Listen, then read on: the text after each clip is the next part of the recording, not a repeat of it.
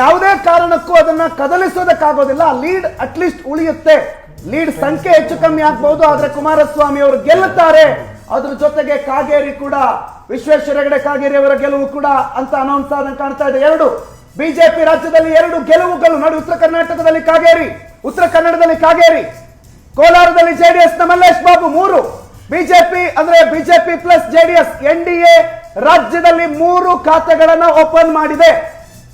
ಮಾಜಿ ಮುಖ್ಯಮಂತ್ರಿಗಳು ಕುಮಾರಸ್ವಾಮಿ, ವಿಶ್ವೇಶ್ವರ ಹೆಗಡೆ ಕಾಗೇರಿ ಮತ್ತು ಕೋಲಾರದಲ್ಲಿ ಮಲ್ಲೇಶ್ ಬಾಬು 3 ಸ್ಥಾನ. ಅದರಲ್ಲಿ 2 ನೋಡಿ ಜೆಡಿಎಸ್ಗೆ ಇದೆ. 2 ಜೆಡಿಎಸ್ಗೆ ಈಗ ಕ್ವಶನ್ ಇರೋದು ಕೇವಲ 1 ಮಾತ್ರ. ಅವ್ರು ಬಿಟ್ಟಿರುವ 3ರಲ್ಲಿ 2 ಗೆದ್ಬಿಟ್ಟಿದ್ದೀರಿ, 1 ಮಾತ್ರ ನೋಡಿ. ಕೋಟಾ ಶ್ರೀನಿವಾಸ್ ಪೂಜಾರಿ ಕೂಡ ವಿನ್. ಈಗಾಗಲೇ ರಿಸಲ್ಟ್ ಏನೇನು ಅನೌನ್ಸ್ ಆಗಿದೆ ಅದರಲ್ಲಿ ಎಲ್ಲವೂ ಬಿಜೆಪಿ ಪ್ಲಸ್ ಜೆಡಿಎಸ್ ಅಧಿಕೃತ ಘೋಷಣೆ ಮಾಡೋದು ಮಾತ್ರ ಬಾಕಿ ಇದೆ. ಈಗಾಗಲೇ ವಿನ್ನು ಅನ್ನೋದು ಕ್ಲಿಯರ್ ಆಗಿದೆ. ಯಾಕಂದ್ರೆ 1 ಲಕ್ಷ ಲೀಡ್ ಇದೆ, ಹೆಚ್ಚು ಕಡಿಮೆ 1.5 ಲಕ್ಷ ಲೀಡ್ ಇನ್ನೂ ಕೂಡ ಆಡ್ ಆನ್ ಆಗ್ತಾ ಇದೆ. ಹಾಗಾಗಿ ಇದು ರಾಜ್ಯದಲ್ಲಿ ಬಿಜೆಪಿಯ ಮೈತ್ರಿಕೂಟಕ್ಕೆ ಸಿಗ್ತಾ ಇರುವಂತ ಗೆಲುವು. ಒಂದು ಮಾಜಿ ಮುಖ್ಯಮಂತ್ರಿಗಳು ಕುಮಾರಸ್ವಾಮಿ, ಇನ್ನೊಂದ್ ಕಡೆ ಕಾಗೇರಿ, ಇನ್ನೊಂದ್ ಕಡೆ ಮಲ್ಲೇಶ್ ಬಾಬುನ್ ಗೆಲ್ಸಿದ್ರು ಕಾಂಗ್ರೆಸ್ ಅವರೇ ಅಂತ ಹೇಳ್ಬೋದು ಕೋಲಾರದಲ್ಲಿ. ಇನ್ನೊಂದ್ ಕಡೆ ಉಡುಪಿ ಚಿಕ್ಕಮಗಳೂರಿನಲ್ಲಿ ಕೋಟಾ ಶ್ರೀನಿವಾಸ್ ಪೂಜಾರಿ ವಿನ್ ಆಗಿದ್ದಾರೆ. ಅಧಿಕೃತ ಘೋಷಣೆ ಮಾಡೋದು ಮಾತ್ರ ಬಾಕಿ ಇರುವಂತದ್ದು.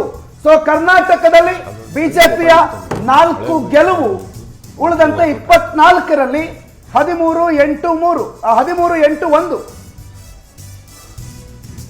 ಲೀಡ್ಗಳನ್ನು ಗಮನಿಸಿಕೊಂಡ್ರೆ ನೋಡಿ ಗೆಲುವಾಗಿದೆ. ಅಧಿಕೃತವಾಗಿ ಕರ್ನಾಟಕ ರಾಜ್ಯದ ಲೋಕಸಭಾ ಸ್ಥಾನಗಳ ಮೊದಲ ಗೆಲುವು ಕುಮಾರಸ್ವಾಮಿ ಅವರದಾಗಿದೆ.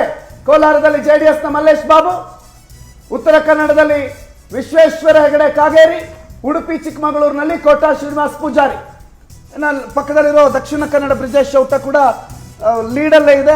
ನಂಬರ್ಸ್ ಕೂಡ 70,000 ಪ್ಲಸ್ ಅಲ್ಲೇ ಇರೋದ್ರಿಂದ ಕರಾವಳಿ ಒನ್ಸ್ ಅಗೈನ್ ಪ್ರೂವ್ ಆಗಿದೆ ಇದು ಬಿಜೆಪಿಯ ಭದ್ರಕೋಟೆ. ಇಲ್ಲಿ ಏನೇ ಎಟ್ ಎನಿ ಕಾಸ್ಟ್